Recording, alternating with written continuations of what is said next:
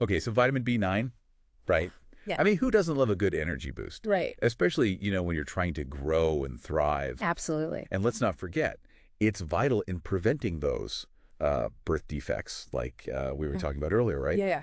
But here's the thing. Okay. There's this whole twist when it comes to folate that I had absolutely no idea about Right. until I, dove into the research that you sent me. Oh, wow. We're talking about not just one type of folate, but two Yeah. folic acid. Mm-hmm. And then there's this thing called methylfolate. Right.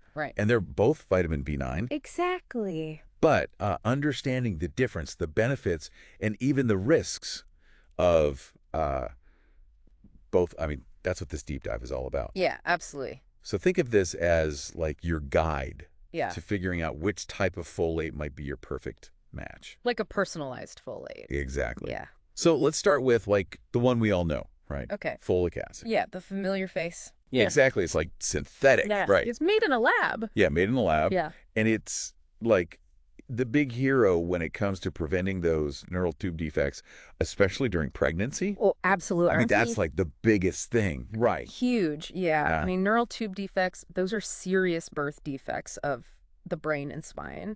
And folic acid has been proven Yeah. to, significantly reduce the risk. Yeah, And that's why you see it everywhere in prenatal vitamins. that makes total sense. Yeah.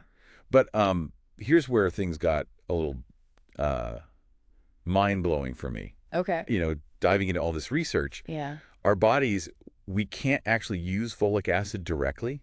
Oh, interesting. We have to convert it first Yeah. into methylfolate. Right. It's like getting a gift card, but you can't actually spend it at the store until you like trade it in for, the actual It's amount. like a voucher. Yeah. Yeah, exactly.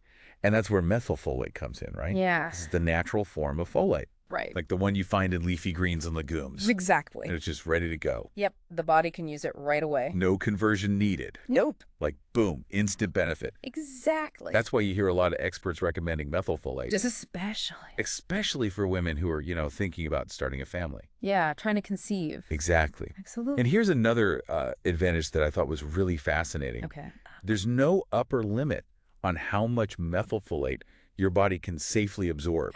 Really? Yeah, it's like it has this built-in overflow valve. Oh, wow. Any extra just like gets filtered out by the kidneys. That's pretty amazing. I know. So if methylfolate seems to have like all these perks, Yeah. why is folic acid still, the star of the show, especially when it comes to pregnant women? Well, you have to remember those studies we talked about, the Yeah. ones about neural tube defects, those were all done with folic acid. Oh, So while, methylfolate, it's likely just as effective. yeah. We just don't have that same level of scientific evidence to back it up yet. Okay. But, research is ongoing. Got it.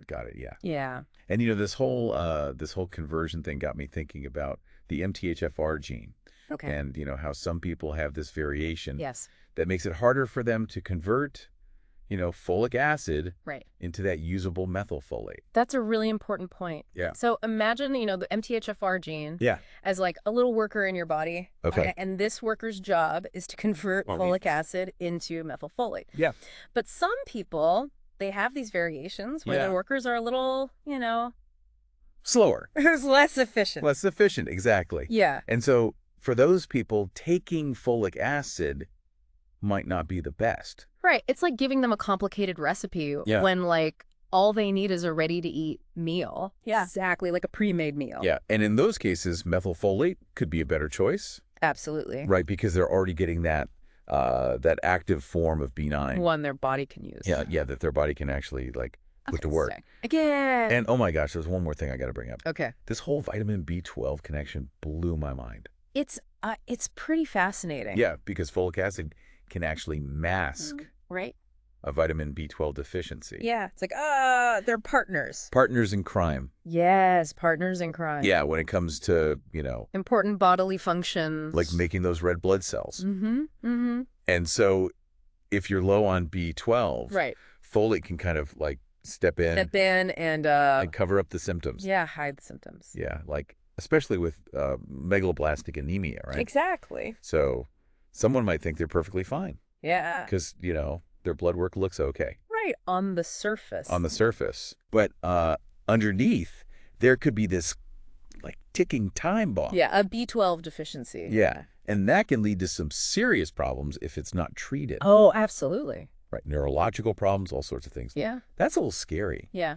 But methylfolate, it doesn't have this this masking effect. No, it doesn't. It lets that B12 deficiency show itself. Yeah, so you can address it. Yeah, you can actually like deal with the root cause. Exactly. So, okay, we've covered a lot. Yeah. We've gone deep. But now the question is, which type of folate Yeah. is right for you? That's the million-dollar question. I know. Because it really depends on you Yeah. as an individual. Yeah, it's personalized. It is. That's what I'm like learning through all of this. It's not one size fits all. Exactly. Yeah.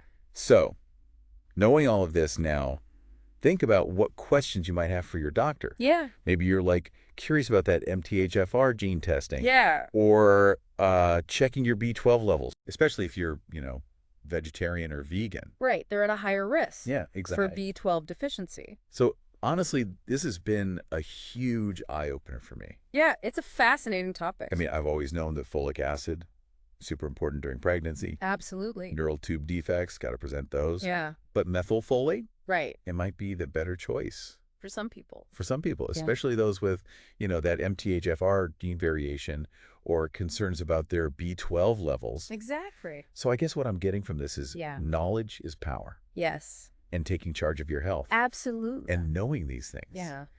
means you can have those conversations with your doctor, Right. get the right tests, Mm-hmm. and really make the choices that are best for you. That's what it's all about. Yeah, totally. Yeah. Empowering yourself. Exactly. So thank you so much for, taking us on this deep dive. It's been a pleasure. It's been fascinating. I'm glad we could do this. Yeah, and to everyone listening, do your research, talk to your doctor, Yeah. and remember, you've got the power to make the best decisions for your health. Absolutely. So until next time, happy health journeys, everyone. Take care.